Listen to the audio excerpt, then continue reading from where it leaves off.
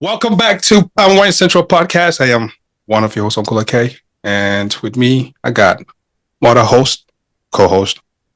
However I put it, Tutu. How you doing? That your background looks very different today. You look professional. What are you trying to say? Nothing. Not.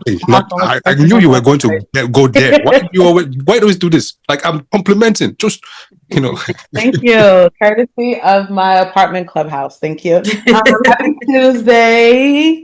Hey y'all. It's been cool. It's been trying to get over a sore throat, but it's cool. Yeah. So, what causes sore throat? I think it's the weather change too. I went from here it's hot in Texas. Maryland was kind of cold and it was raining, so and then I was hollering all last weekend. So Wow. Some people just want to tell us that our state is hot. To wow. No, we got it though. We got it. It's okay. We got it. But thank you for letting us know. Hannah, how you doing? I was thinking about that heat, because that heat will disappear very soon from us. Oh God. Our leaves are getting yellow already, orange, and they are falling. But sorry, I digress. Hannah, how you doing? I'm good. I'm so ready for this episode because Ashley, I just moved. And so I'm ready to talk about our conversation of today and love it. ask you some questions about it. And nice. Yeah. Yep. So it's been a good day. It was busy, but I'm here ready to talk some good conversation. Awesome.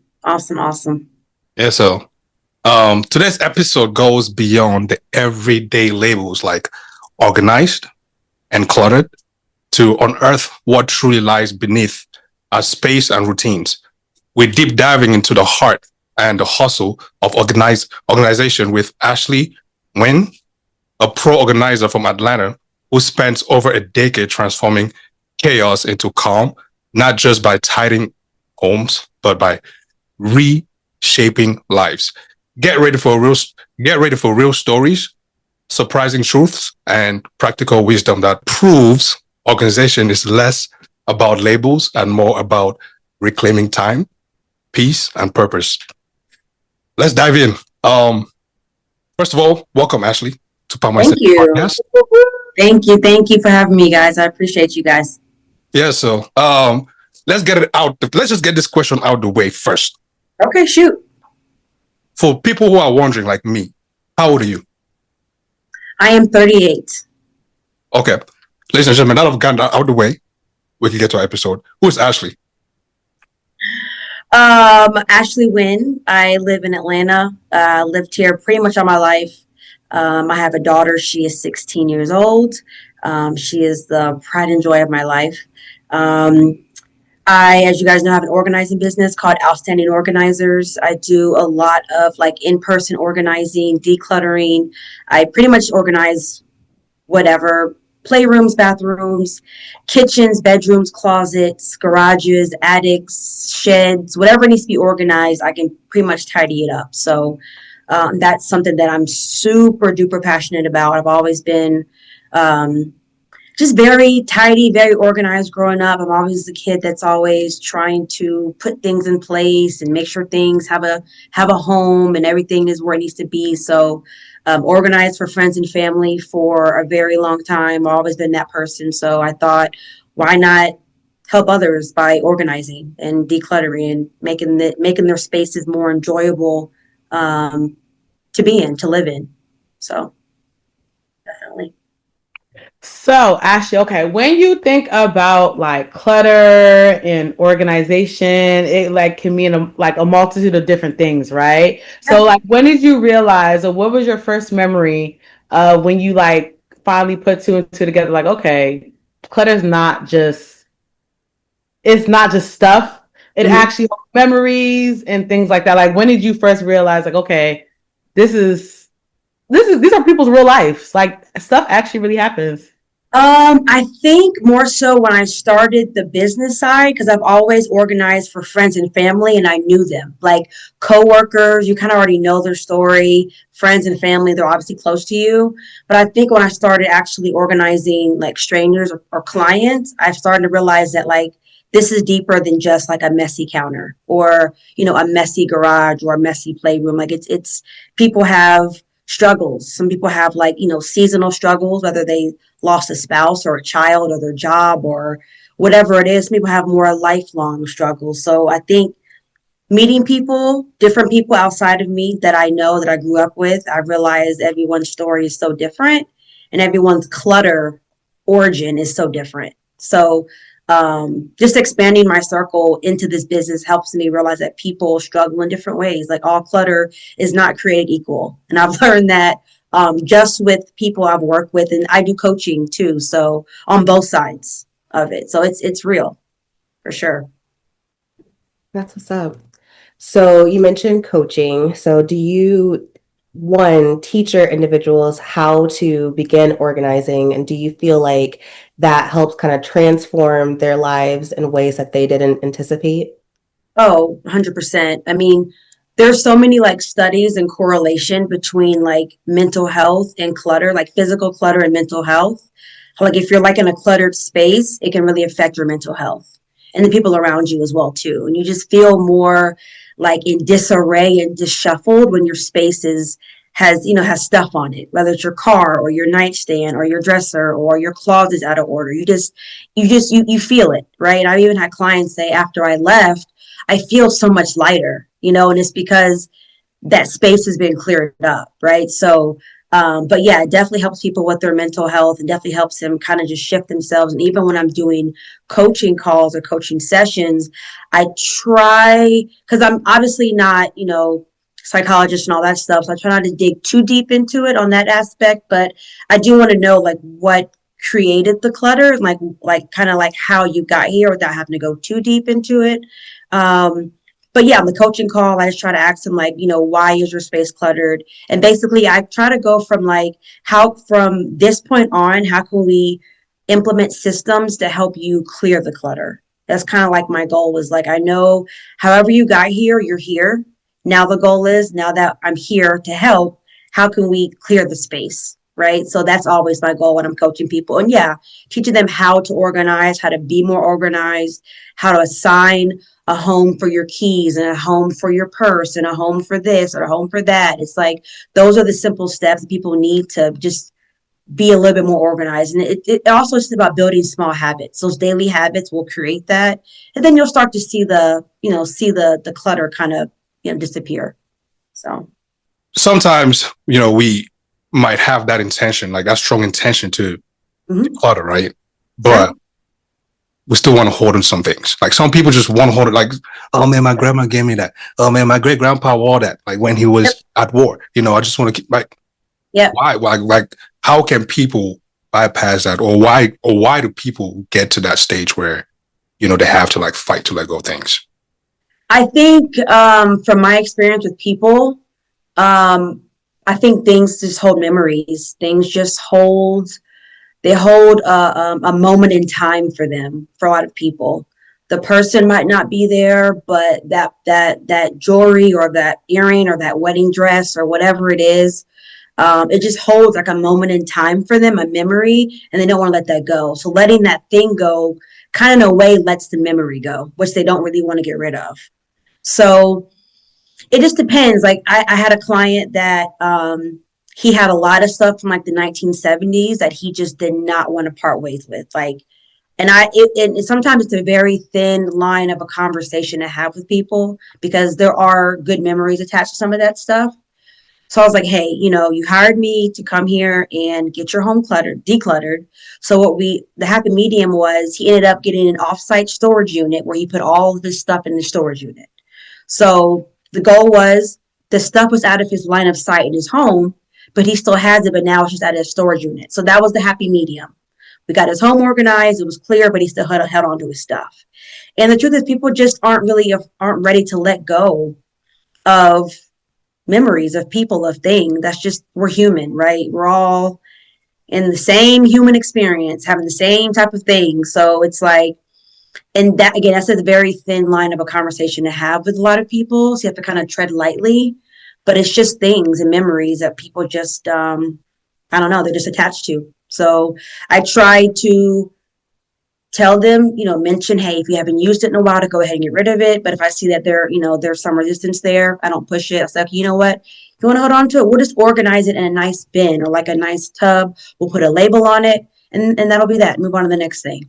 So everyone's different. Everyone's let go ability is also very different as well, I've realized. Can you share a personal experience? I don't know if that was the story or if you have another one that you want to share, like a client that like letting go was finally like truly life changing, where it, like impacted Yeah. that person or maybe impacted you. Was that the story, or did you have something else you wanted to share? I mean, I have a lot. I've dealt with so many people. That was one that stuck out to me because it was this, obviously the 70s were so long ago, right? So you still want to hold on to it. But I had another client that he lost his wife tragically, and he held on to like all of her clothes. They were married for about 30 years, and she just kind of died like super randomly, like very, very unexpectedly. Um, and he just held on to everything. I mean, every clothing, every scarf, every hat, every letter. I mean, everything, right? And I knew that he wasn't going to part ways. Like, I wasn't even trying to even have that conversation. Like, I wasn't even going to be like, you know what, you should get rid of this.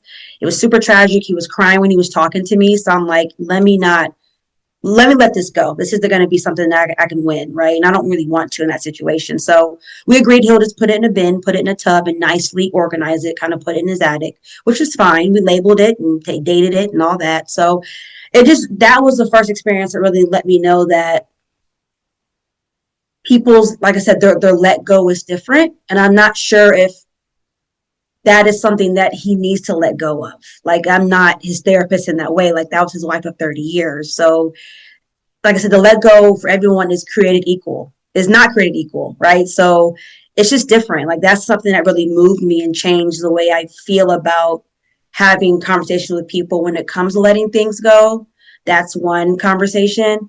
Also, that versus like someone having like an old scarf that they bought 10 years ago that they're not going to use, that's an easier conversation. Like, you don't need this scarf. You haven't worn it in 10 years. Let's go ahead and donate it. That's way easier than what this guy was dealing with. So those experiences, they just help me grow as an organizer and as a person, and just they just help me. So they're all just good to know and good to collect for information. Hold on, Hannah. I know you have before we get to that, when you just spoke about like the scarf being like, okay, you didn't wear the scarf in like 10 years. Yeah. So we got hoarding and then we got clutter. So are they like the same thing or are they different? Because I feel like hoarding is just like how you explain, you bought a scarf at TJ Maxx and you thought you was gonna wear it and then you don't wear it. Like, Yep, I'm not did. gonna hold you, I kind of hoard, but my hoarding is not terrible. Whereas like, okay, I bought this thing and I thought I was gonna wear it and it's still sitting there like sneakers. Really bad. Like, I thought I was going to, but I'm not gonna get rid of them because Yeah, sure. I don't know. So is there like a difference, or is it kind of do they kind of integrate? I feel like hoarders always start at the clutter level, right? Like, everything like starts at levels before it kind of gets to the hoarder status. I feel like with hoarding, I don't service hoarders myself. I refer them out to other people in Atlanta that do service. That's just not my wheelhouse. I'm not going to provide a good service for you there. That's just not what I do. I know what I'm good at, and that's not something so I don't have much experience with hoarders, but from what I've seen, um, it's more like it's just stuff everywhere. It's more like messy slash like dirty slash um like bugs type of thing. Like, it can get a little bit out of control, and I'm sure you're not there, right? So that's just my experience. I'm not sure that's every experience with it. And clutter to me is just more like there's just things everywhere. Like, there's just no rhyme or reason to where your stuff goes, right? It's just stuff. So um going back to the scarf situation, it's like I have so many clients. I do a lot of closets, and I have a lot of clients that have hats or shirts or things that they just haven't worn and they just want to hold on to. Like, I hear this all the time, just in case. Like, I might need this just in case. That's like if I can get $1 for every time I heard that, I would be like super rich, right? Like, I hear that all the time. But just in case usually never comes, especially if I ask you, like, hey, have you worn this in the last 6 months to a year? The answer is usually no in most cases. So I'll say, hey, like, it's probably time to like donate this, or toss it, whatever your choice is. But people just hold on to stuff. That's just, I think as humans, we're consumers. We're always marketed stuff ads. Like we're always picking up stuff, buying candles, things that we don't really need. So it just piles up, right? So it's just, again, another habit that we have to kind of just like break the cycle of. So Oh, I feel yeah. like she just checked me. She said just in No, case. I wasn't trying to read you, I promise. I'm a just in case girl because I got something, but just in case I got a cute A lot outfit. of people are. Yup. It's very common. And sometimes just in case does happen and sometimes it doesn't. It just depends on your lifestyle, what you do, you know, it just depends. But the problem is with the just in case is like it's taking up space in your closet or in your kitchen or wherever that area is, and it's causing more like mental decision making if you'd have to go through all these different things to get to what you actually need. So but that's just my take.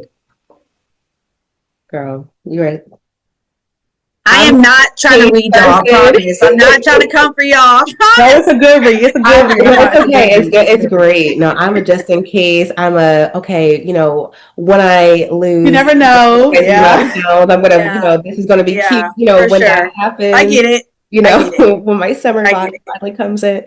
Yeah. Anyway, so this really like leads to the next question, and it's about choosing your hard, right? So Mm. me and Tutu, we are here listening to you. Our listeners are listening. When it comes to decluttering a space or even the process, like you said, we're consumers. What do you think about the choosing your hard, right? Or do you know that concept of like, I do. Yeah. okay, yeah. So kind of what do you have to speak about that when it comes to buying things that clutter your home, or getting rid of things to declutter? When it comes to buying things, there's another organizer that I learned some stuff from when I first started. And she was just like, whenever she buys something, she always has to ask herself, well, she does two things. She'll be able to see if she can come, like, not buy it then and see if she comes back in 2 days and see if she still wants that thing. Or is it like an impulse buy? Like, oh my God, there's a sale today. I must get this. Like, no, I think the sale sign is just like throwing you off. You don't really need this, right? So, and that's the whole side of marketing. That's another conversation. But anyway, it's that part. I'm sorry if I'm like reading anybody in this room. I'm so sorry. No, So it's perfect. It's okay. that's that part. And I think the second part is like, do I already have like 2 or 3 of this already? Or do I already have something similar to this? Like I do a lot of kitchens, I do a lot of everything, but people might have like, 10 spatulas, 7 spaghetti spoons, things like that, like multiple air fryers, multiple blenders. And it's kind of like when you're buying something, you have to ask yourself, as far as like choosing your hard, like I guess the hard question, like, do I actually need another one of whatever it is you're trying to buy?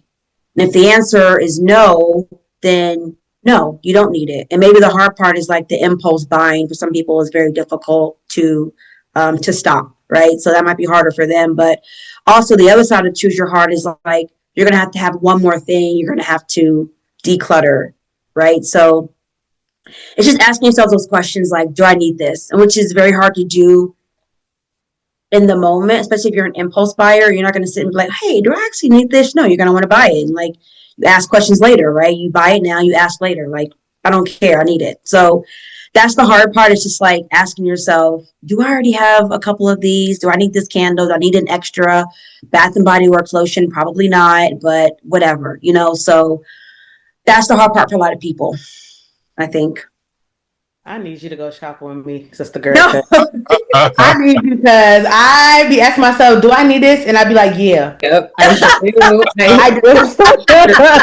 I do. And then The when answer is always yes. yeah. And then when the money hits my account, leaves my account, I'd be like, I didn't need it. Yeah. But that's the second part to it. The financial aspect is a whole nother conversation of the overbuying. That's a whole other part of it too. And you're like, man, I didn't really need that. So it's a lot. It can be a lot. I mean, for people who people like me who like things in pairs, what would you say to that? I think it depends on how many sets of pairs you have. Like, because I know some people, I actually work with a guy that is similar, but he buys like hats in pairs. Like he always gets like the same hat, like a different color. but like he talked about like a set. So like 2 Atlanta hats, like same hat, maybe the A is black, maybe one's white, whatever, that's fine. But I think that it depends on how many sets of pairs of that thing that you actually need, I think. And also the question too becomes, so a lot of people's like, can you really afford to be doing that as well? That's a whole other part of it as well too. So also everyone, it's kind of a hard balance because everyone has a joy in something. Some people, their joy is shopping, their joy is getting things or buying things in pairs. Maybe it's something that they like to do. So as long as it doesn't get too out of control, I think it's fine. But I don't know if you really like. Give me an example of something you might buy in pairs. Just curious. So, for example, shoes in pairs. My headsets in pairs. Even my glasses, pairs. Computer, 2 of them. Like like everything in pairs. Like Interesting. You buy two sounds- computer pairs, like I computer, No. like got a Mac, laptop. I got a Mac and I got a Windows. Oh, sounds like an Okay, expensive rich. habit. You can tell who the rich one on the. Right. Yeah. No, it's not that. It's just each one has its functionality. Yeah. What's that? I'm going to experience You have that two one. computers. You have 2 phones. Yep. I'm down. Yep. Nobody asked you to I say got Get that. out of my business. Get out of my business. I got 3. Yeah, you do. Mm-hmm. Calm down. I didn't say that one specifically just because, like. Anyways, yeah, that's examples. How many headphones do you have? We're not going there now.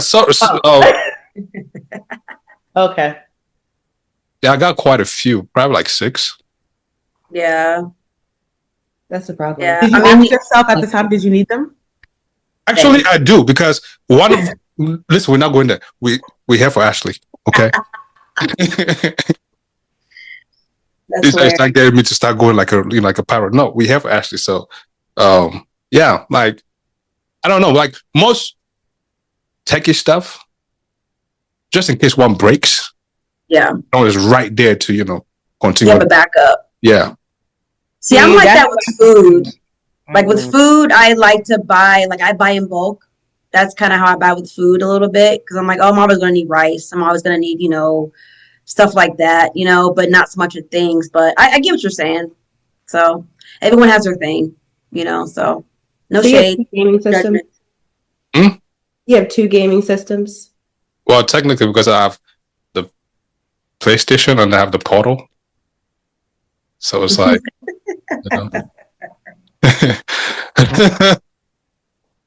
Habits. We all got habits. It might be worse than us, Hannah. I think so. Yeah. So Ashley, moving on. If clutter could speak, what do you think it would say about the fears holding people back? Earlier we touched on this, but the fear of letting go. Letting go memories, letting go just things that you don't need to hold on to, I think.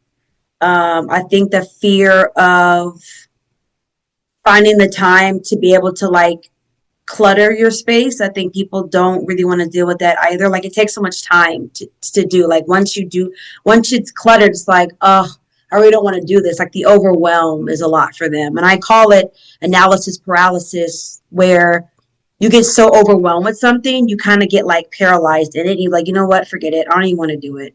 And at that point, they're usually calling me or another organizer saying, look, I'm overwhelmed. I need help. A lot of my calls are like that. Like when I do my consultations, are like, hey, I need help. Like I'm stuck. I don't know what the heck's going on. I need help. So probably the fear, or sometimes too, I've had other clients tell me the fear of admitting that they need help. That's another thing. People don't really want to admit that they need help in that space. They want to, like, especially moms, women. We have a lot on our shoulders already as it is. But I think the fear of like, okay, this has gotten out of control and I really don't want to admit that I need someone to help me type of thing. So I would say that's big. I've heard that a lot. And then the fear of letting stuff go. Or the fear too, people of like spending money on something like the extra scarf that we talked about. And then fear of like, oh, I'm just going to waste money. I'm just going to give this away. I'd have wasted my, $20 on this scarf. It's like, well, you're not really using it anyway. So you rather hold on to it and like have it clutter up your space. Like that's kind of like a choose your heart. Either you let it sit here and you let it be one more thing you have to pile through, or you deal with the fact that you wasted $20, you didn't need the scarf. That's like you kind of have to pick your poison. So a lot of different fears. Everyone's different, but those are the ones that I encounter the most with my clients. Okay, okay. So let's kind of switch gears a little bit. Let's talk about some like quick wins. What can people do? Mm. So what's something like a quick, immediate action that someone can do to break, first of all, being overwhelmed by decluttering and just go ahead and start? Something that I recommend to everybody is start small. I always recommend that. Take small bites. Don't try to think about the big goal, which I know probably sounds counterintuitive, but don't think about the big goal. Like if you're thinking about organizing your garage, you're doing it on your own. Don't think about finishing the project. Think about, let me work on this one small section. Let me work on the tools. Let me do the tools today on Monday. Organize that section. Come back tomorrow. Maybe I'll work on the bikes tomorrow. I'll work on that small section. Okay, maybe I'll come work on, the yard tools or whatever. So start small, whatever you're organizing, because organizing and decluttering, it can be very daunting and very overwhelming. Like spoken from an organizer, it can be a lot. I understand that part, and I love I love doing this. So for someone who doesn't really like speak the language like that, it can be a lot. So starting small is the best way to like get it done and get started and to get quick wins. So like maybe start on your junk drawer. It's usually a pretty small drawer, maybe in your kitchen. Do your nightstand. Do a small compartment in your pantry. Um, maybe a drawer in your office. Rearrange maybe your pens or your markers. Like those are the ways to get quick wins on the small areas. And then you'd be like, okay, you kind of build some confidence. Okay, I can do this. I can, whatever. And then you start to kind of work on the bigger areas. So start small. That's what I tell even when I start an organizing job, I start in one part of that area and then I work my way around that section until I'm completely done. So wait, people pay you to organize it for them, or you just coach them to organize it for them? I do both. You do both? Yep. Generally, I do in-person organizing. So they'll pay me. We'll do a consultation. They'll pay, and then I'll go and I'll do it myself, or I have a team. It depends on how big the job is, and I also coach people as well. So it just depends on what they're needing. Okay. Now, how do modern habits like retail therapy, tutu, or good deal hunts, Hannah, secretly sabotage our organizing efforts? I mean, it creates the clutter, right? Like it just creates more stuff in this space that doesn't really need to be there. I have a couple clients that I see bi-monthly. Like I do like refreshers for them. So like I'll come in, maybe they had like a rough week, maybe they traveled, their kids have more sports. They just had a lot going on. So I'll come in, tidy up a little bit, and I kind of leave.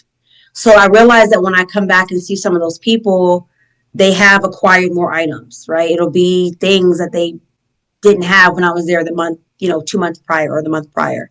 So that creates more stuff, which is probably why I'm there for a refresh, because they keep purchasing things that they probably didn't really need, but which is fine. But that's how it just creates a cycle. You just kind of start getting things that you kind of don't really need, type of thing. So that's kind of how that happens. And then sometimes, even if you're not acquiring new things, life happens and you have kids and you travel and you do this and you that. I mean, it's hard, to keep your space clean and tidy all the time. So, but yeah, those can definitely affect it for sure. Have you ever before I get to my next question, okay, not too much. I caught that straight too. I caught that straight. What's your headphones area looking like? AK, thank you. Anyways, Ashley, so have you ever talking about like you just said you do like refreshers. So has there ever been a time where like you kind of just like tell somebody, all right, girl, or all right, sir, I just cleaned this up and now you're back with some more. Like, how are we supposed to, how are we supposed to move forward or progress if Mhm. you're continue to like with the same habits and stuff. And then my second question to that is, have you when's the last time have you ever told a client to like donate or sell rather than just like, has that ever been a situation? Yeah. So a lot of the clients that I do refresh, I mean, that's why I'm usually there, because they've again gotten more stuff type of thing. So it is the tough conversations, like, okay, like maybe we need to like scale back a little bit. Again, some of those conversations are very tough because people are going through stuff and you never really know their true backstory of this and that. So you kind of have to get to know them a little bit more and see why they're just buying. But yeah, sometimes it is like, hey, you don't really need, 10 tumblers. You don't need 10 Stanleys. Like, let's try. And I try to, oh my God, do you have 10 Stanleys? Oh my God. So sorry. I mean, it's more like 7, but Okay. Hey, no judgment. No judgment, no reading. No judgment, no reading. I'm judging. Yeah. I'm not even gonna hold you, right? Oh, hold on. No, listen. Let me say this. And maybe somebody is going to argue with me, but this is a fact. If you go into any African person house, if they don't have a lot of like water bottles and to hold cold and hot water, that Containers equivalent to a stuff, Stanley, then you're not an African home. I'm just gonna put that out there like but that. that's true. That's true. Actually, I will say, being an African, that's the Yeah. trauma right there. Because let me tell you, you know how you got them little the containers with the cookies, and then you got the sewing stuff inside it, or Yeah. whatever.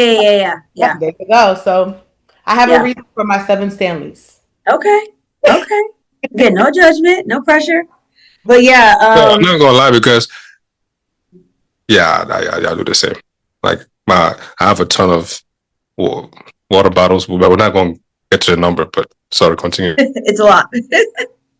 But yeah, those conversations I have it with them, and and it depends on if it's someone that I've been organizing for a while. I'm more comfortable being honest, like, hey, look, like what do we have going on? Like what's happening here, type of thing. But if it's a newer client, no, I'm going to tread lightly and just give them my advice and be honest, right? But maybe not as forthcoming. It just depends on who I'm talking to. But yeah, what was your second question? I'm sorry. Has there ever been a time where you've just told them to like donate or sell? Oh, yeah. So most time that I do in-person organizing, they are donating. Like, so most of the services that I do, the first part is usually always to declutter. I'm like, get rid of whatever no longer serves you, whatever you don't need. And part of that is like taking things out of, let's say it's their closet, and putting it in bags. And most of the time they are donating. They're donating, or they're throwing things away. So that's part of it. So this is probably a question more for your, your clients that come back and back.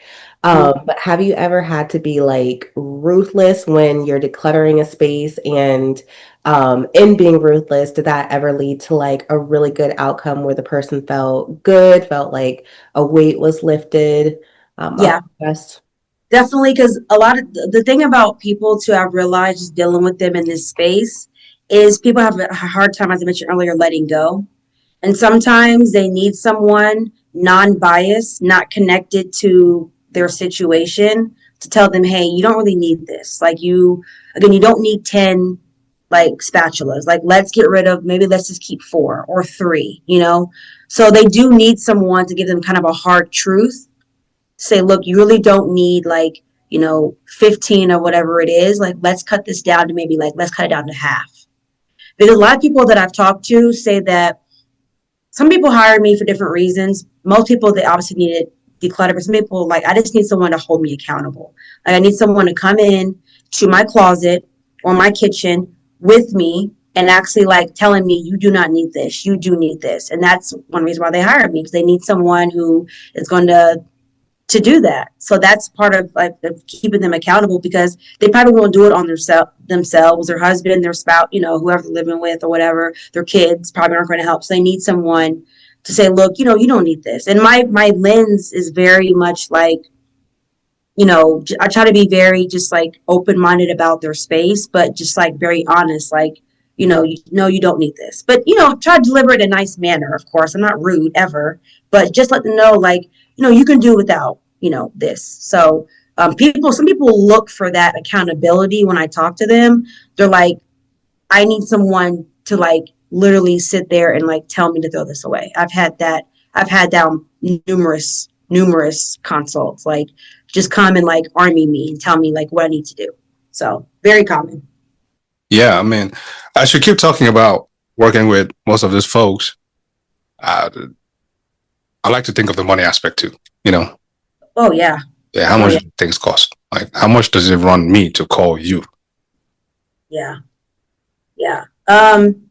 So it just depends. And that's another part of the organizing space is like, you have to also spend money for my service, right? It's not like a free service. So that's not why people usually don't call. But I found that I think this is the mental health piece part of it. Like when something is bothering you so much, you will pay for that service. Like when it's affecting your mental health, your struggles, your day to day, it's killing your joy, your time, your peace. Your husband's complaining, your kids are complaining, you're complaining, you can't find anything. It starts to mess with your mental, and people will pay for that. It's like if you go to the dentist, you're going to pay whatever if you have a toothache. Like, I don't care. I'll pay whatever. Just get rid of the pain. Like, it's bothering me. So it's similar. Like, my mental is so cluttered. I just need help. I'll pay you whatever. So it's similar to that. Like, when people are in pain in that way, they'll just do whatever. I get so many requests in the middle of the night all the time. Like, hey, I need help. I need help. So, but yeah, it is a service that people pay for. I consider it a luxury service because I do come to you. Obviously, I come to you and we kind of go over everything one-on-one. And but yeah, it's a service people are willing to pay for because I think it affects them in a way that it affects people's mental. Even if it doesn't affect their mental health, I think people are still willing to pay for it because it brings them joy in that space, and they want the aesthetics of how it looks, and they don't know how to organize and declutter. That's not really what they do. So yeah. My last question here, going rogue, and then to you can bring us back to line. You're in Atlanta. You're in Atlanta. Yeah. Most of us know Atlanta to be rough. You cannot just go to the gas station and they'll rob you. Like, why? But yeah, going to people's homes. You're not scared? So before I do anyone's space, I do consult them. I do a video consult with them, and I talk to them on the phone once or twice before I even go there. So in most times I'm servicing women. I don't really service men as much. So, I did have a few male clients, and I usually take a team member with me, 2 or 3 with me if I do service male clients. But honestly, most men don't call me. It's usually like 8% women that call. And again, I do a video call with them, make sure that, the vibe checks out. I make sure that the vibe is there also that I can even service their home, because I don't want to walk into a situation where it's hoarding or something that's outside my wheelhouse. I don't want to get there and be overwhelmed. So the consult kind of kills 2 birds with 1 stone. I'm making sure that the vibe is right between you and I, make sure we have a good, working relationship together, and that you're not, a crazy person, right? As far as I can tell over video, and then that is something I can even do because I don't do everything. So, and also, I try to just, yes, you walk into situations sometimes, but I haven't had that issue lately. But I also don't service certain areas either. I'll put it that way. So I'm very particular about, and I think the messaging on my website messages like families, women, single mom, working parents, like that's the message, that's the vibe you get from my site. So those people are the ones that are going to reach out to me, that are going to cling to me, are those people. So that's usually who I gravitate towards anyway. Here. So I had the question I was going to ask. Okay, I was going to say, for one, could you walk us through how like the declutter process go? Yeah. But then also I was going to ask what, so I know you said it's a luxury because obviously you're going into somebody's home and you're helping them clean up. So what we talk about luxury price, like what we talk about minimum price, because because obviously it's not, and it takes time, it's time consuming, obviously. Sure. So it's not like Sure. the small Not no small, like, I just wanted to like range, if you don't mind. No, I Like don't what? mind. I mean, it's all on my website. It's all Okay. open for me, so that's totally fine. So the way I charge two prices. I charge 105 an hour, and then it depends on how long it takes. So I charge 105 an hour. That's one package.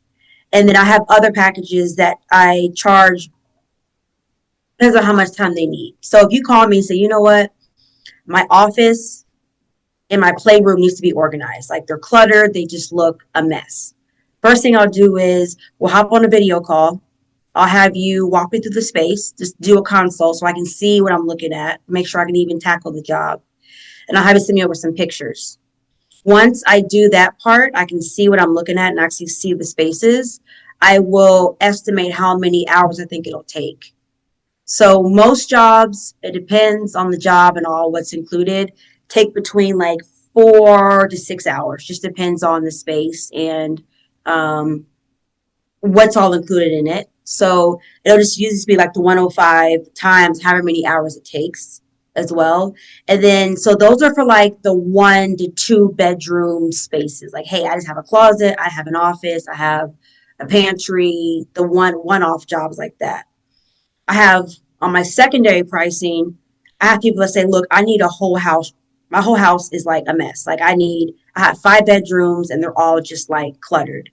I have a package where it's like it's 12 hours, 20 and 24 hours. And you pay like one bulk price, but we'll split up the sessions.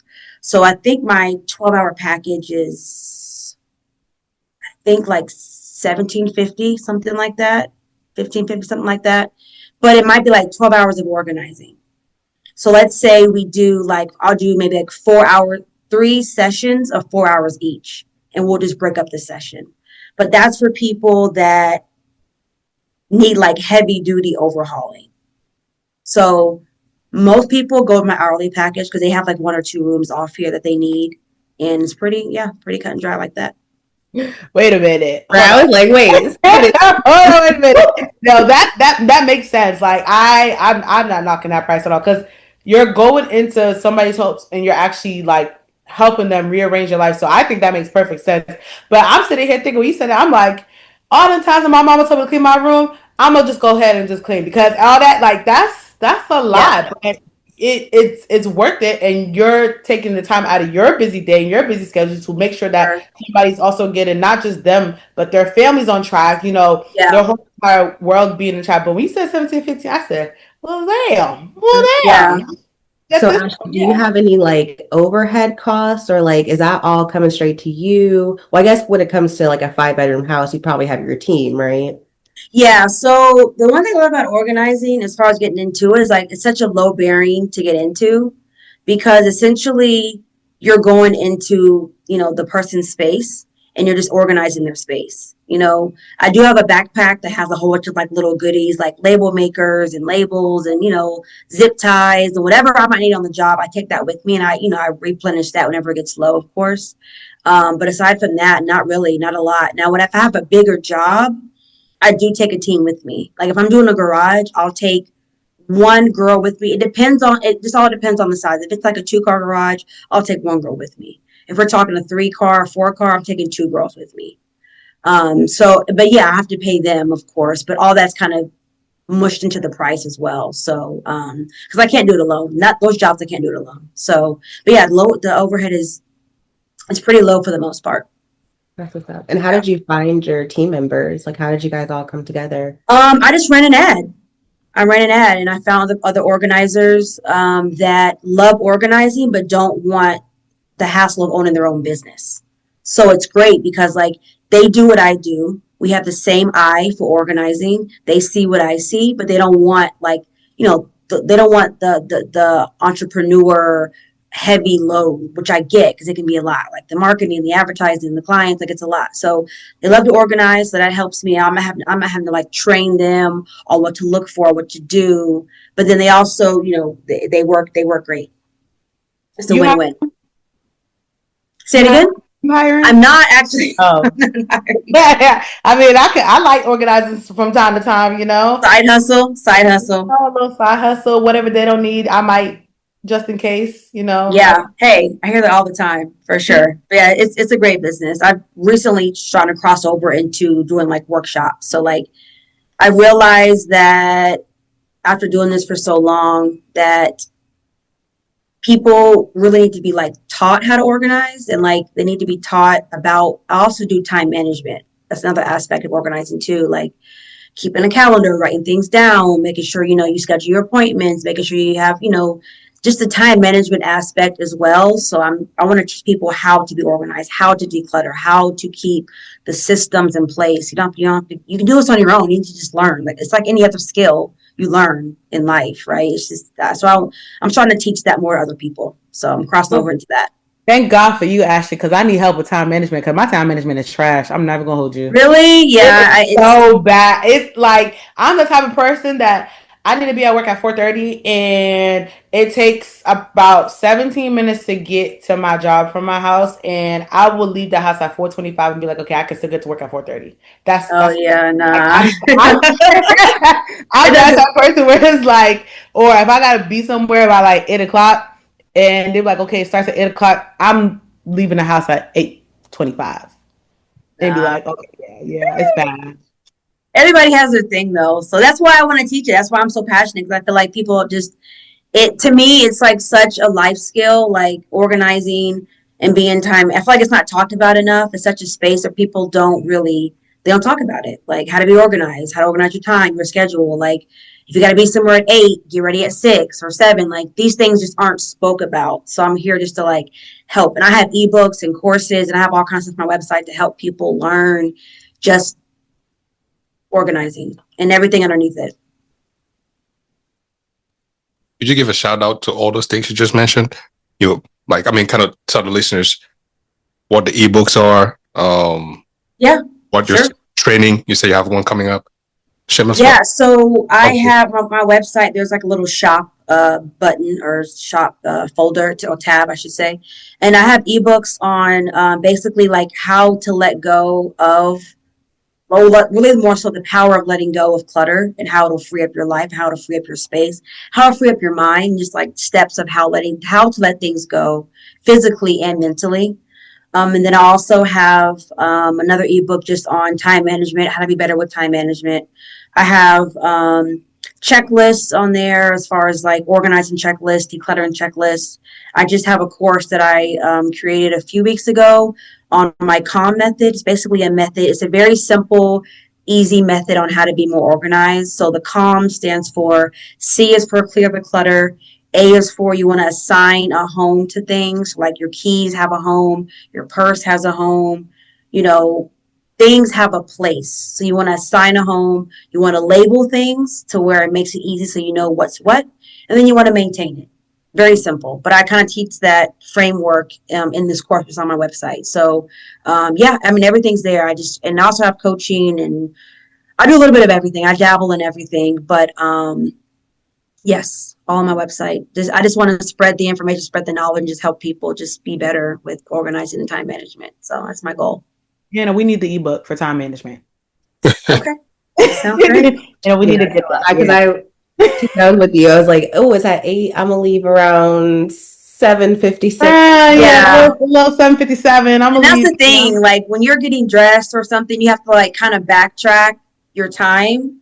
And like everyone gets, like if it takes you an hour to get ready, then like get up maybe like an hour and a half. It's just, you have to just backtrack your time. You have to kind of reverse engineer the way that your time is, and then kind of go from there. Actually, I feel like if I wake up super early, that's when I am later. Because Really? yes, it's like I wake up, I'm like, I have so much I got all the time. Let me go do this. I have so much time. Oh, okay. You're not tracking your so time. See, that's the thing. You have to, time does get away from you, right? So, like, let's say you get up early, you're like, okay, I got extra time, but you're not tracking time. Like, time just gets away from you. It just disappears. And you're like, oh my God, I have 30 minutes, You're like laying around, drinking your coffee, reading your book, watching your show. Next thing you know, you're late. It's like, oh, 100%. That's me every day. that's my life. That's me. It's bad Very because on common. my time card, like I see my times for the week, it's later. And so like maybe Monday I might clock in right at 8:30, and then Tuesday it's like 8:35. Wednesday's like Ah, 42. yeah, Thursday, it just gets then later and looking later. at Friday, Yeah. like, dang, Uh, 8. I think I just yeah. I think I pick and choose.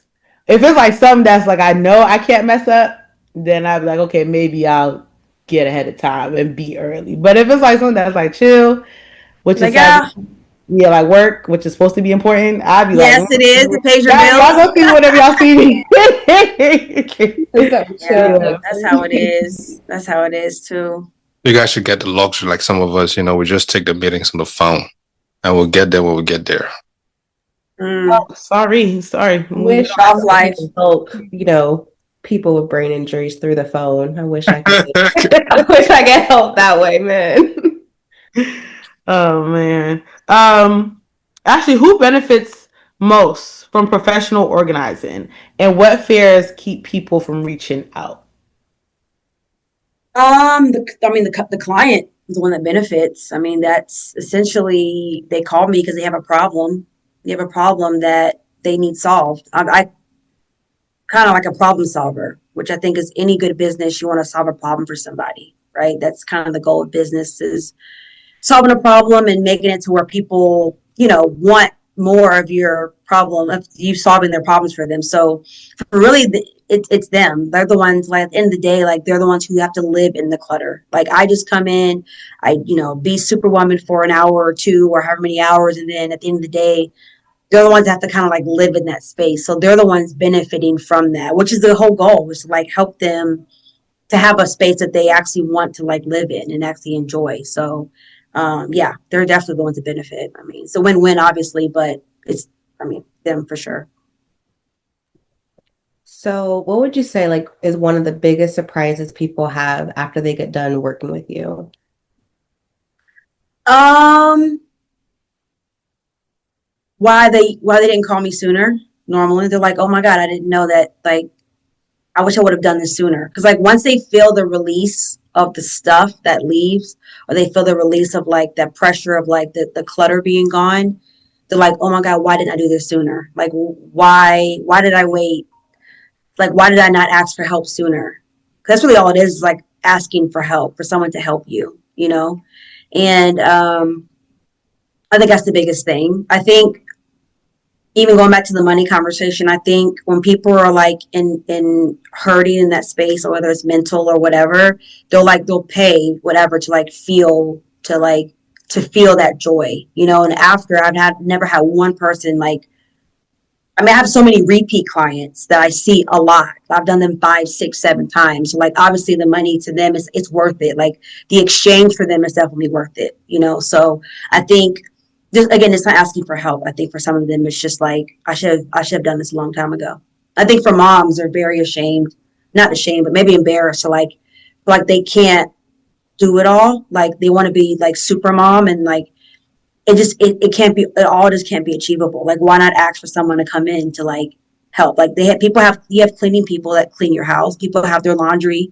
When I grew up, we always had laundry sent out all the time. Like, it's just a service that you just had. Like, this is no different, to make your life easier. It's just another way to make your life easier. So if I wanted to, if I wanted to get your services right, what are some questions that I should start asking myself? Like looking at my environment, right? What are some things that I should ask myself to know? Okay, it's time to reach out to a professional. mm-hmm. Am I overwhelmed with my space? Is this something that I can actually deal with? And then how do I feel in my space? So most people call me usually when they're already like past the breaking point and they're overwhelmed. For most people, like, if you can, you can clean up your desk kind of here and there. But I think people, when they get to that space, are asking themselves, okay, they're just tapped out. Like, they're like, this is just too much. Like, I just can't handle it. So I think it's like, they need to ask themselves again, are they overwhelmed in their space? Are they happy in their space? Do they like the way the space looks? And then, can they handle this project on their own? I think people need to ask themselves that. And the answers are usually yes, to the overwhelmed part. So, yeah, that'll be important. With your clients, without like, I don't think you don't have to explain or tell who, but with the clients, do you feel like it's more because when I'm thinking like declutter and when you're talking about the people that reach out to you, I'm thinking Mhm. about like moms like with postpartum, right? Maybe you got Mm, a lot of postpartum moms, or maybe like you got the grieving people. yep. Like who are your top, I want to say, I guess, clientele, clients that probably call you for assistance? Honestly, I have a grab bag of people, to be honest with you. Again, I was mentioning earlier, my website kind of vibes out to people of like families, I think, and like a lot of my Instagram messaging is towards like kind of moms and well, really just women in general. I have like a soft spot. I'm a working mom, so I have a soft spot for that. But I think women, moms, people that are just busy. I have a couple clients that are women. They're not moms, but they travel very, very heavy. And when they come in, they want things to be like nice and like labeled and organized. And like, I have one client that travels pretty much every week, and she comes in a couple days. She like, goes in the kitchen, messes things around, and like leaves out on Sunday. Like she's like barely at her house. So I come in there, I tidy up for her, and I'm gone. She has no kids, no husband. She's like, I'm just busy. I want to come back from travel to see my things labeled, my bins organized. That's what I want. She's not a mom, but she's still someone who I love to service, right? So I can see a little bit of everybody. I have service, like I have done workshops of like dads groups. Like there's some single dads out there that need help as well. So, but I think a lot of my messaging is targeted more towards like just women in general. Um, Again, I said earlier, I don't really have a lot of men that call. I have had some men that call, but it's not a ton. If so, sometimes we're calling for their wife. Like, hey, I have had a couple guys say, look, my wife needs help. She doesn't know I'm calling. I've actually got 2 or 3 people, and she's overwhelmed. She needs help. And they've like reached out for their wife. So I show up, and they booked me. They paid. They did the whole thing, the deposit, the whole nine. And I'm like, hey, I'm here. And she's like, oh my God, like I thank you, so that happens too. I mean, I have it's just a grab bag of people. One thing I've learned is like in this space, like no one really is exempt from being organized or decluttered. Like if it's not your physical space, maybe it's your mental space. If it's not that, it's your planner or your time management, or somebody suffers in one aspect of the umbrella of organizing in my mind. So some more than others. So you have a wide range of customers that you have. And you've mentioned time and time again about just how hard it is to let go and those emotional attachments. Yeah. I guess, how do you kind of work through that? How do you get somebody to deal with the emotional attachment of letting something go? And also, in terms of too, just people dealing with like the shame of having their area cluttered. You Yeah, talk about, that's repeat huge. customers and like, so you've already cleaned their house and now it's back to being dirty again and they have that kind of shame. Sure. Sure. How do you work through that with your people? I think the first thing I try to do is talk to them and gain some understanding of like their situation. I don't want to go in. I think when I first started this business, I was not judgy, but I never really heard people's like full stories of like why they're so cluttered. But dealing with people, you realize, like I said earlier, everyone has their own struggle, their own thing.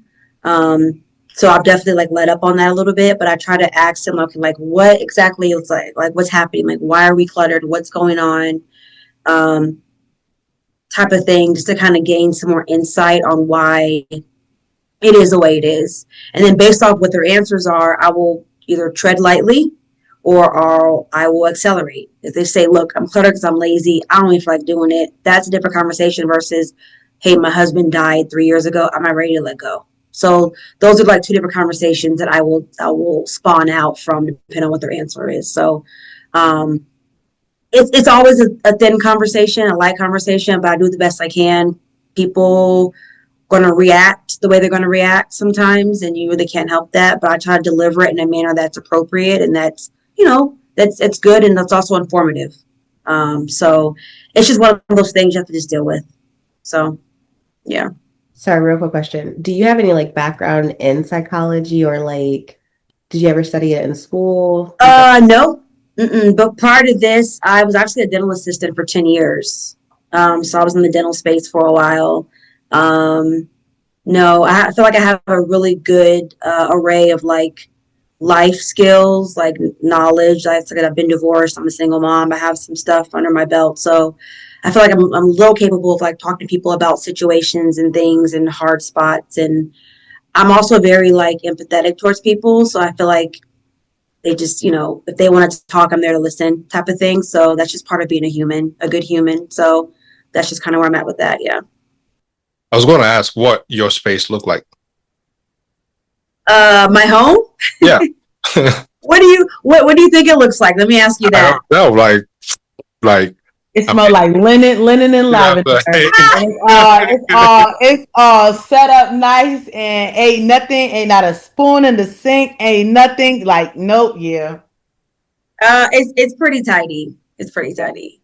It's funny, I actually just did a brand photo shoot Sunday, and the photographer he came here to do the shoot. I'm like, you might as well use my house because it's pretty tidy and I can have some organizing examples, things like that. He was like, most people don't shoot in their home. I'm like, well, I mean, you can shoot here, it's totally fine. Like it works the brand. Trust me, it'll be fine. So he was like very surprised. So I try to practice what I preach. Like I'm not someone who tells you not to start small and I don't start small, or that's just how I try to roll. I try to practice what I preach. That's just kind of how I am. So I try to live by what I do for the most part, as much as I can. In that case, then how many pairs of shoes you got? I have enough, but they're organized. They're tidy. They're clean. Give me a number. I don't have a lot. Maybe like 20, 25.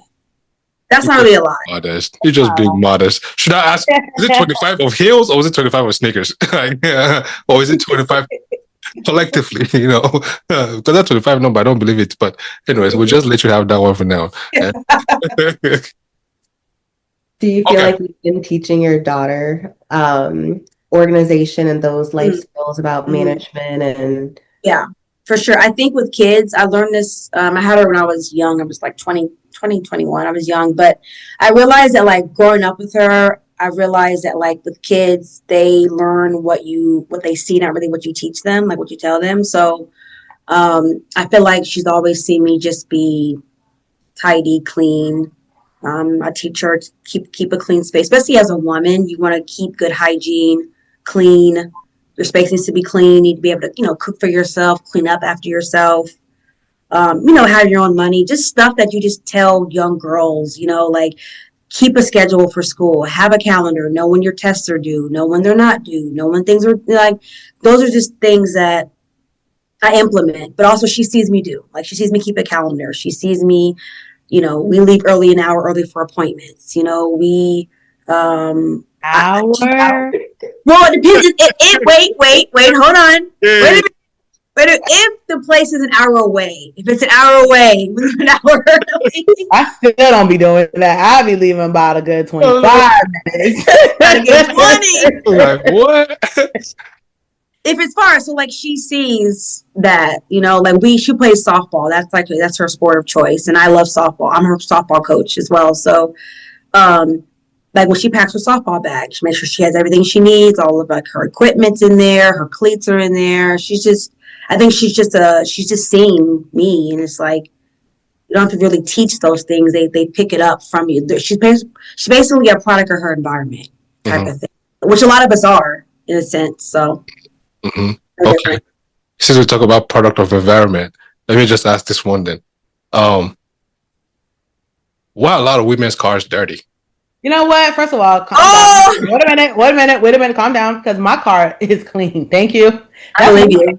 My car is actually, I do not play when it comes to my car. My car is, I have like a pair of heels just in case I go out, and I got a pair of heels, and then maybe I'll have like a bag just in case. I'm like, you always have to have makeup in there. But it's organized in the corner, like in the back of it. My car that's fine. It's clean. My house is clean too. It just, it's clean. Yeah. Maybe need to be tidied up, organized, but it's there. Yeah.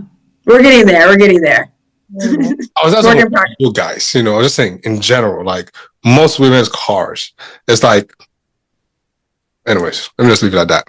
Yeah, Yeah. that means your car ain't clean because you out here doing the walk of shame. No. I'm just like, why does he have to come at people? No, actually, my new car, because I just got it, it actually is clean. Well, not right now because I'm still moving, right? So there's still some stuff, it's not.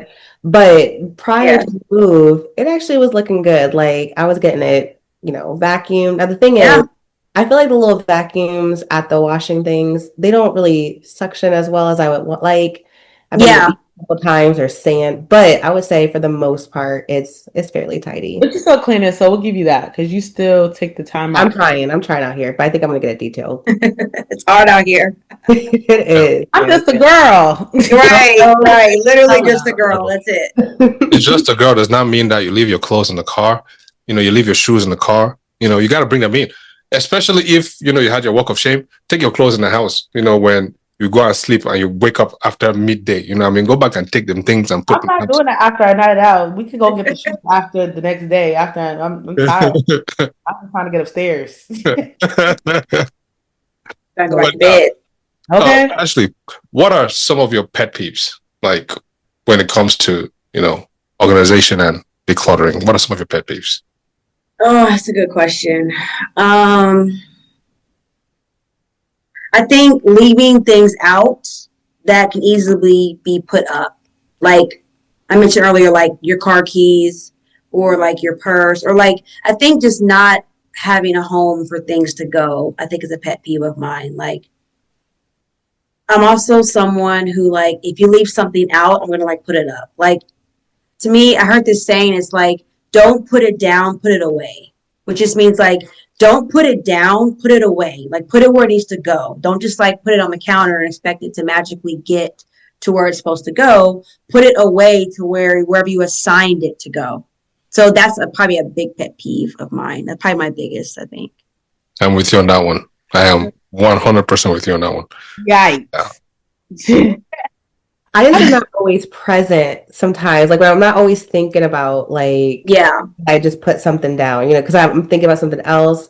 Put that down real quick. Yeah. Da-da-da-da. And then what happens is like when you go to look for that thing, sometimes you can't find it. Not you, I'm just saying like in general. Like Oh, no. again, the car keys is such a good example because people lose their car keys so much. So it's like, or their phone or the remote. That's another big one. Is like just have a home for the remote. Like assign it an area and let it just live there. So when you come back, it's there. There's no issue. One less thing you got to worry about in the morning. One less hurdle for you to get out the door. Is like, okay, my keys are here. Boom. Like what's next? My coffee's here. Boom.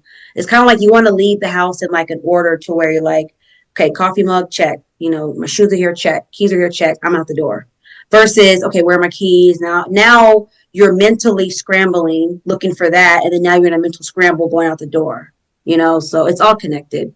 So Oh, well, then I'm not that bad then. Never mind then. Okay, never mind. My keys are on the counter. I know what my keys are. Like, my keys are always on the counter. It's just perfect. not a, like, yeah, okay, I'm not that bad. Okay. It's not like hung up or like in It's a not jar. hung up. Yeah, Okay, but gotcha. it's like, I know. Mm-hmm. I think that the whole point of like assigning a home is like knowing where it is. So when you come back to it, that's, how to find it. That's like the Mm-hmm. whole point of it. It's like looking for something. You're like, oh my God, where did I put this thing? Yeah. So yeah, but if you know where it's at, then you're fine. What's your process for like assigning a home to things? Somewhere that's functional for you because everyone's different. Like most people, like I actually have a mud room in my home, which I don't really use it, but a lot of people have a mud room and they'll have like, or they'll hang up their jackets, stuff like that. Like if you come in from your garage and that's like the most functional spot to get into the home, then that should be your drop zone for like your keys, your backpack, your purse, your shoes, whatever. But if you come in through your front door, it's not functional for you to make that spot in your mud room because in your garage, because that's not where you come in at. So wherever's functional for you, like if you put the remote, let's say on a certain spot that you can't really reach, it's not functional. So like whatever makes sense for you and the way your lifestyle is, to me is like the most like thing that makes sense to like putting things together. It has to make sense for you. And every home that I go in, their functionality is completely different. Like every family, every home, every single mom, single dad, whatever, working, whatever, it's like it's different for them. Everybody's different. That's why I talk to them to see like what does this look like for you? What would a perfect in the morning on the go situation look like for you? And we try to build that if we can. Mhm. Okay. follow-up question. Sorry, AK. Okay. But since I just moved to my new apartment and I'm trying to, organize things, how should I go about like finding homes for things? Because I don't know the functionality yet. I'm still like I just moved in this weekend. So Yeah. I guess for somebody who just moved into a brand new space, how Yeah. would they go about figuring out what's going to be functional for them? Um, I would suggest, like, based on your morning routine, based on two things. I think based on how early you get up in the morning, because the earlier you get up, the less stuff you're going to want to have to do. Like, if you get up at 6 a.m. or 5 a.m. or whatever it is, you're going to want it to be super easy, super functional because you're tired. It's early in the morning. But if you have like those slow mornings, you can kind of hang and chill and do your thing, and Like then you're out the Hannah. door. then then it just depends on how your morning flows too.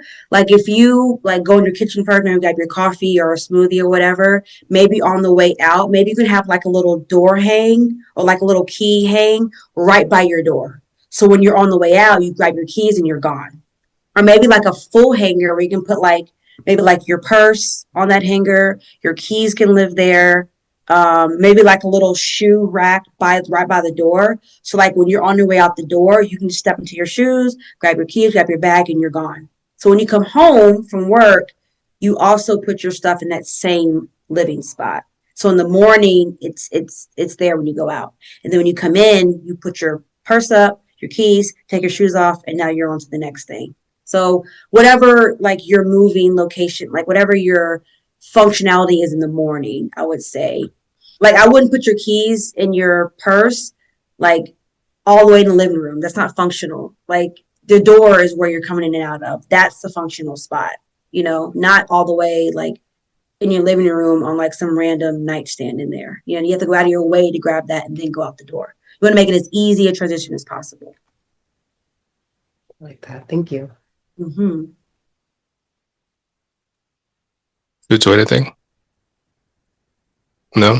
Anything else, Hannah? No, that was great. I'm gonna go find your ebook, girl. I'm gonna go find it. Okay. I'm gonna go find the Okay. time management one. I'm gonna find it all. Awesome. It's all on there. Yeah. Well, one last question for you before Yeah, wrap. go ahead. Go Um, ahead, of course. can you tell us three of your wildest, craziest, Oh Lord. um, what's the word to use? Crap. Something that you think, but you don't have to say, but it comes up in your mind. Like when you see something and then, you think it, but you don't have to say it. But then sometimes it just leaves out. What's the word to use? Intrusive thoughts. There you go. Tell us some of your intrusive thoughts that you've had. That you're like, man, what the yeah, type shit. Like when I was on a job. Yeah. Like, I've had a lot. I mean, I think you realize another thing I realized too was like people live differently, and what they live in is differently. Like there's been some jobs where one of them where I've seen like bugs, rats come out of like things like their house, stuff like that. So that's probably one. Um, and of course, I didn't see that on the consultation. So some stuff you can't catch until you actually get there, like in the spot. I think I left that job early, but anyway, the second one, and I'm pretty sure I did actually, but no judgment. But I just couldn't finish out the job. But anyway, the second one I think is, I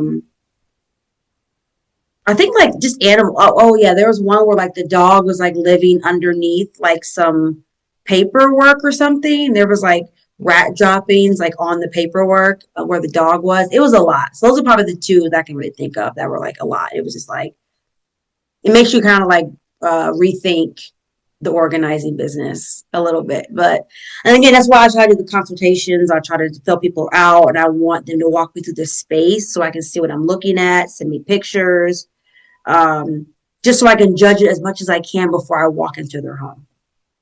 Do you go in there with like hazmat suits or No, but I wear gloves. I wear gloves and I have Okay. masks. Yeah, like if I'm in someone's space, I usually wear gloves and Yeah. and masks usually all It the would time. make sense because you don't want them to, they already kind of maybe already feel some type of way. So you don't want Yep, them to feel as if like you're judging from the moment yep.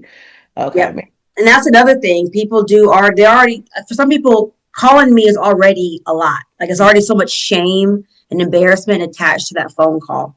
So even when they call me, the consultation for me is already a lot. For them to even call me, I know is hard for some, not for everybody.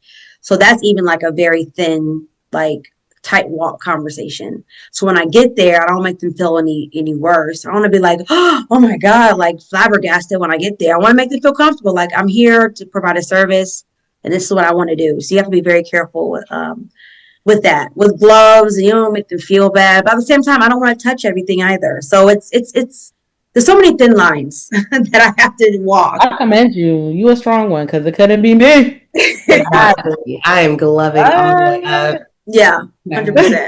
Yeah, for sure. It's like COVID again. Sometimes Yeah. for sure. Mhm. I don't know. I mean, if you ask them in that particular moment that, you know what, I don't know why I'm bringing that analogy, but let me just leave it where I started thinking about it. Please, how can people reach you? They can reach me different ways. So my website is probably the best way. It's outstandingorganizers.com. My website will be that's my website. It has all my photo galleries. I do free consultations. There's like a book a consult. I do free consultations, so there's no charge for that. There's a button on there to book a consultation. It has all there, my pricing, my setup, the stages, how everything is done. We'll talk. We'll kind of get the situation done. My Instagram has a lot of my like before and after transformations with some of my projects. So that's my business name, Outstanding Organizers. You can find me on Instagram, and that's it. My website's the best way to get in touch with me. Yeah, so appreciate you. Before we close out, I like to introduce a new thing where I ask everybody what they're curious about. So we'll start with you. What are you curious about this week? And what have you been curious about this week or last week? Well, yeah. As far as like in life or like within, what do In you general. mean?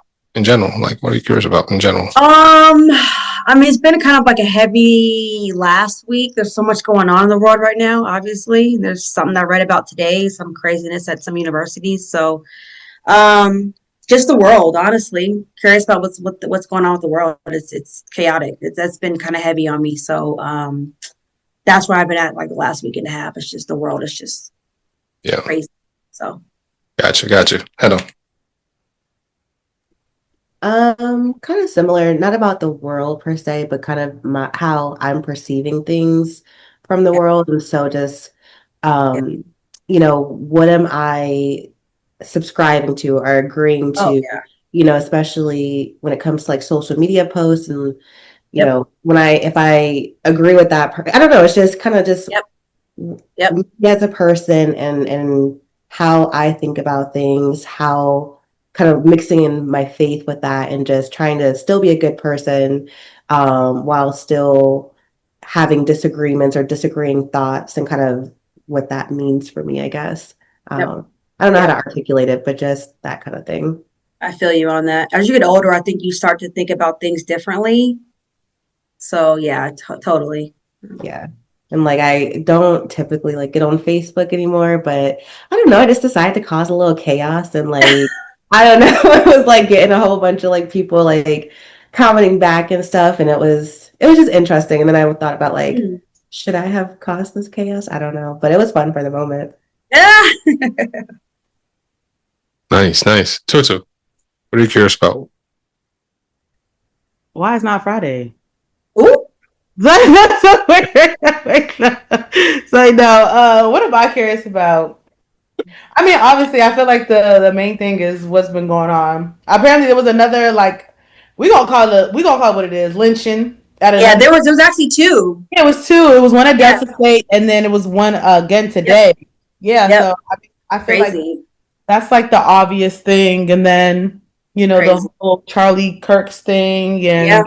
and The then stabbing and then yeah. yeah, and then even the Luigi guy for the United Healthcare Yep. guy, like Yep. they just dropped the terrorism charges and stuff today. Yep. Like the I world is saw just that. a crazy place, and I mean, just like I feel like we were talking about it today at work that they felt like as if we're about to go into a dictatorship. Like Mm, it's just about to be pure yeah. chaos.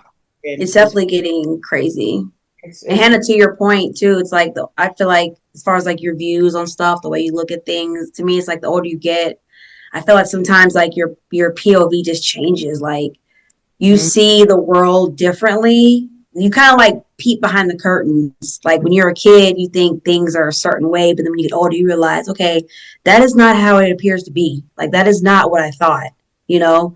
And it's just crazy. Even people are having conversations now about like people are not having kids like they used to. There are all these different people aren't getting married like they used to. Like people are just changing their whole thought process about that. They're just like, I just don't want to get married. I don't want to have kids. I'm like, okay, well, that's your choice. But even that whole American dream fairy tale, people are just like rewiring their whole brain on stuff like that now. It's crazy. Yeah, Crazy. it's a lot going on, and it's real scary. Real scary. My mom is talking about, she's like, Hannah, make sure your passport is up to date. We're about to skirt. For real, no seriously though. Yeah, facts. Yeah. Hey, imagine if American citizens like you have problem. What about us that are not American citizens? What should we do? They thought not to even post about it. Eh? But anyways. I'll be ready to go. Get me on the first flight out. Don't say that to Where would you guys go? Right? Remember, I'm going back to my mom and daddy country. You're going to Sierra Leone. Bye. We gotta go. Yeah, no, I can't. It's getting real treacherous out here. I'm just curious about why did Jerry Vance become the co-host of that guy's podcast? Yeah. Did you see Candace Owens? Her But post? we don't care for Candace Owens. So at this point, we wasn't shocked. I did not see Yeah, her. she tried to like toe the line between like she tried to toe the line a lot. Like, are you black or you not? Like, I'm confused. Like, she was like always like on the fence. Yeah, yeah. She white. She's coming through. Color. Yeah, she's definitely supporting Kirk for sure. Like, just Jamie. They were like best friends or something. Oh, they were like.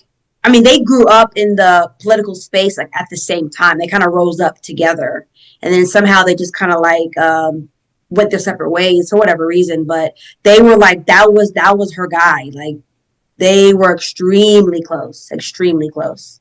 I'm not understanding. Jamie Lee Curtis was also she kind of rubbed me the wrong way today too. She made a post and she was just like, oh, we shouldn't nobody should condone like death, or we shouldn't be happy about him dying or anything like that. But he was a good man and this. And I said, all right now, Jamie, let's keep it cute. Doing too much. Calm all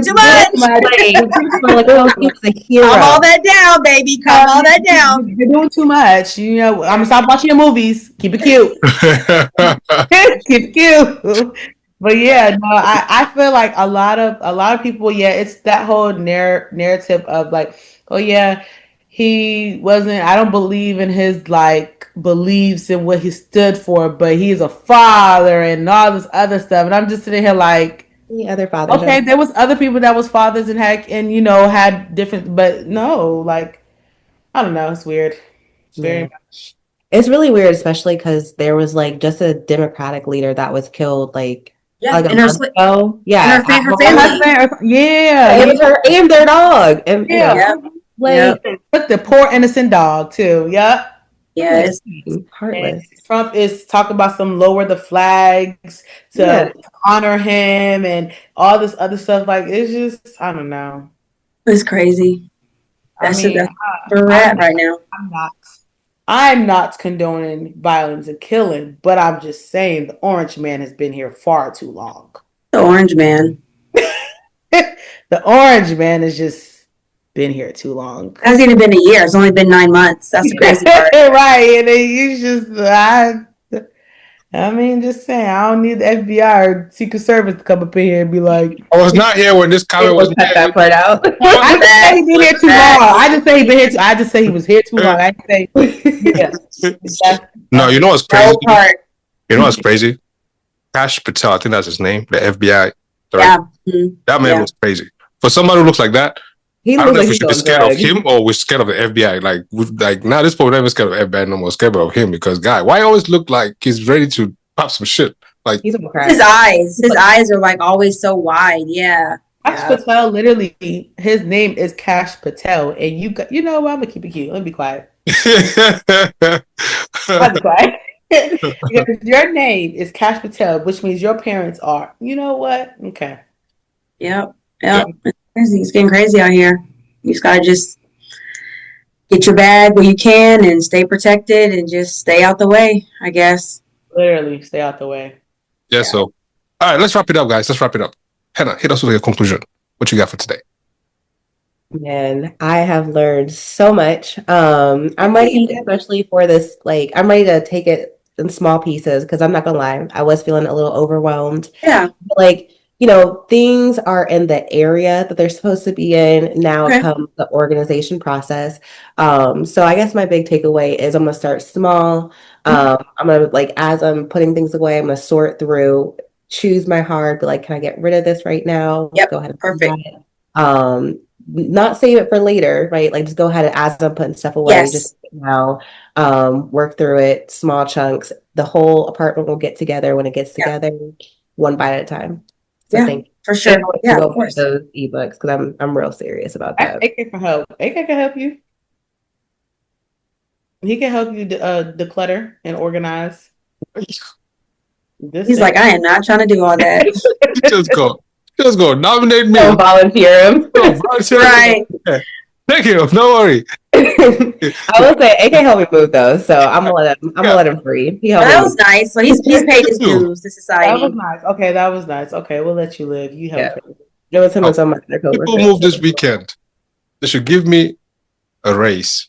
And I'll say that they moved me from a third floor to another third floor. So Oh, I wow, thank you that's to all the work. guys that helped me. Oh, wow, that's They work. let me just be a little supervisor. I was like, that needs to go there. Oh, that's And nice. so this is ready to be taken to the truck. Okay, that can be taken over there. That's why sometimes I said it must be nice to be a woman because, Yeah. yeah, I just seen the power of that this weekend. I was like, wow, must be really nice. And some people complain that that they are, how do you call it, marginalized in society. I say, yeah, people don't know how to use In power. some ways, but in some ways, but The lie, people don't know how to use that benefit. magical. You know, Cinderella waved her. Was it Cinderella? Sorry. What's that guy's name? Harry Potter waved his wand. Like, Wand, yeah. yeah. You guys have one that you should wave, but that's a topic for another day. Thank you for your conclusions, Tutu. What you got? First of all, we thank your hotspot. It was a very strong hotspot. We have to thank your hotspot. T-Mobile, shout out to T-Mobile. T-Mobile did this big one. Yeah, it did. Yay. Man, your hotspot did better than my internet here. But anyways, Okay. listen. Go ahead, give us a conclusion, please. No, I know, like just like Hannah said, I agree. This was a really good conversation. I learned a lot, especially just with the whole. I think what I'm gonna take, especially from this, is do I really need it? That's what I need to practice. Do I really? Yeah. Need it? Because that's what my struggle is. Like I said, do I need it? Yep, I do. I do. But then when I get it, I'll be like, dang, I didn't even really need I this. didn't really need it. Yeah. Yeah, and now it's just there. So yeah, I think I'll go moving forward when I go because I am an impulsive buyer. Like I'll see something and I'll be like, oh, this is cute and this is on sale. All right, bet I'm gonna get this just because. Yeah. Yeah. So I learned just like making sure that giving the home to certain things like this needs to go here or at least Yeah. make sense. So yeah. Definitely. That's super important for sure. She's talking about that sale thing right there. I learned that, our sale means like $500, $600. That's sale to her, full price is double that. Anyways, let's just move on. So, yeah, I just had to put that out there. Actually, what's your conclusion for this episode, please? What's your conclusions? My biggest thing, like I tell people, start in small chunks. Don't get overwhelmed from the beginning because it is very overwhelming. And then I guess as also Tutu said too, just making sure you assign a home. Those are my two biggest takeaways for most people is if you're not going to hire an organizer or someone to help, start small and then just assign places and for things to go. Probably the biggest thing you can do just to help.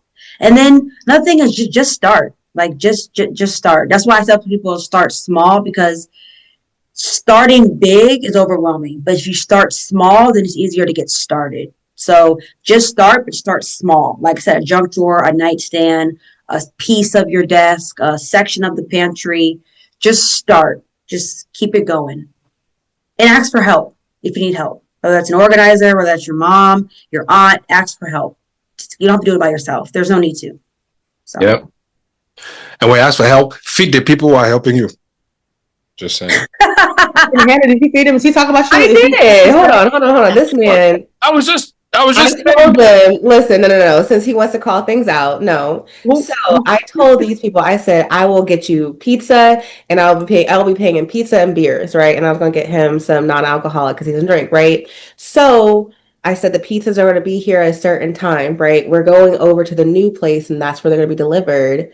This man and RT disappeared for like an hour. I said, "Where'd y'all go?" He said, "I had to fill my belly." The food just got here, sir. What do you mean? What? So then we're all eating, and now he wants to be the sole person working. Listen, I digress. Speak your piece. Exactly. So don't come out here talking about feed the people. The people were fed. Okay. The people were fed and hydrated. Okay. The people were fed. You just didn't want to wait. You wanted to be African, and you let your stomach overtake. What Africa are you from? Are you from Nigeria? For me? No, you said you were from Sierra Leone. Your family? This is the fourth time I'm getting this just this week like this. Just it's not even started. Oh, really? Just this, it's not even started. Like, what? What's going on? No, I'm from Cameroon.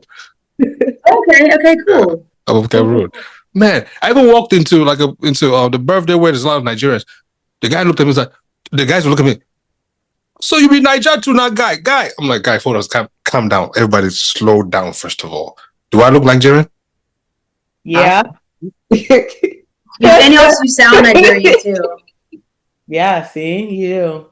You have that Nigerian slang, like that Nigerian. Yeah, exactly. Well, don't feel bad. Somebody said I look Cameroonian, and I said, don't play with me. Don't roll your eyes like that. Sorry. Your eyes like that. Very careful. JK. But in all honesty, though, the first time since we always talk about people's culture, first time I met her, and I thought, she was half white, half black, Mm-hmm. Yeah, Anna. Oh, okay. I was like, who? Yeah. And then to make it worse, her mom went to the beach once and then they posted like a snap, right?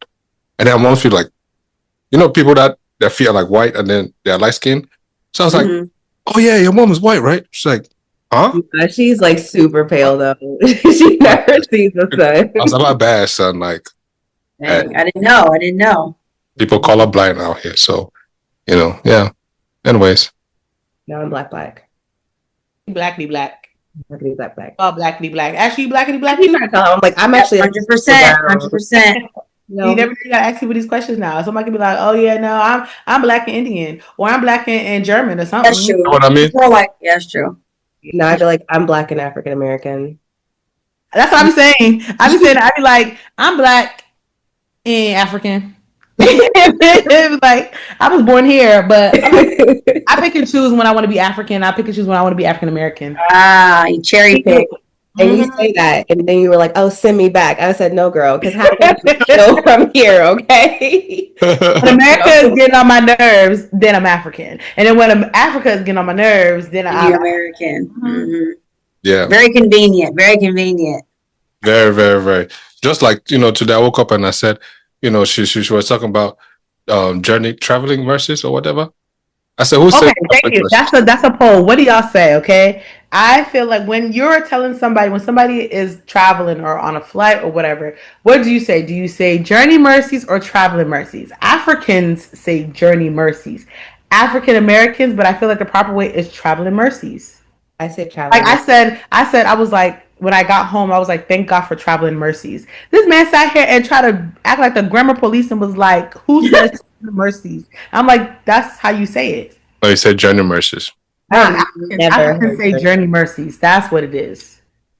Yeah, but it's traveling mercies. Would you say traveling mercies? Traveling mercies, yeah. You see, all of people don't know grammar. Y'all don't know grammar. That's what it is. Does nobody say journey mercy? I feel like the Africans only say journey mercy because they feel like just from point A to point B be a journey. So that's why they be like it's a journey. It's traveling mercy because you're traveling somewhere. You can't say, "Oh, I'm going from my house," and your house is like 5 minutes to your school, and you be like, "Oh, that's a journey." Is it not? It's not a journey. You It's went from not. point A A to journey point. means like a long distance in Yeah, like general. it's A a journey is long like a distance. long, it means like, it usually means like a long, it is a journey, but maybe it's a short journey, is what you're trying to say. She went from Texas to Maryland and back. That's a whole. That's a 2 hour flight. That's a Mercy. travel. That's not a journey. I feel like a journey is from Maryland to Sierra Leone. That's a journey because that's Sure. like a day. Sure. Going to another country, that's a journey. Thank you. If you have to your car and you went down the street to Walmart, and I'll say, safe travels, drive safe. You know, traveling versus to the store. Now, if you hop on a plane and you are going outside of this state to someplace else outside of your home where you reside, that's a journey. You're going on a journey. You're going on a trip. So you are going that way. Journey mercies. You know what? I kind of do feel that. I've never heard journey Now mercy. you want to sit here and you want to talk about, so you feel that now. See, that's Besides, there you go. No. But how it was described and explained, I've never heard it though. So when someone said journey mercies versus traveling mercies, I'm like 100% it's always traveling mercies. But if we define what a journey versus a travel is, yeah. you know, You know what? How about I we all can see just safe travels? There you And go. then you safe also have to travels. That's remember what I'm that. gonna say. You also have to remember that some of the grammar that's here was borrowed from the British grammar. Yeah. You know what I'm saying? Yeah. So they always want to take things here and make it their own when it's not even like that. Like, bro, relax. They say journey mercies, but of course, you know, That's the problem with the Africans. They swear they be knowing grammar. They swear they just the best at English and grammar. what can we say? What can we say? You know, what can we say? But it's a wrap, yo. It's a wrap. Today, What was your conclusion? weapon was my own. Yeah. I'm about to. Okay. Yeah. I'm going there. You know. Okay, let's do this again. My own conclusion, I wrote it down. You know, it's not like this one that people gave. My own is the one that I wrote down. You know. So, all right, that wraps this journey beyond the labels. Ashley's insight reminds us that organization isn't a one-size-fits-all checklist. It's a life skill that nurtures freedom, focus, and flow. Whether you're staring down at a messy nightstand or a bundled up calendar, start small. Like Will Smith said, brick by brick. Keep moving and be kind to yourself along the way. Give yourself grace, man. It's very important. Give yourself grace. Reach out to Ashley via outstandingorganizers.com. That's our website, or on Instagram.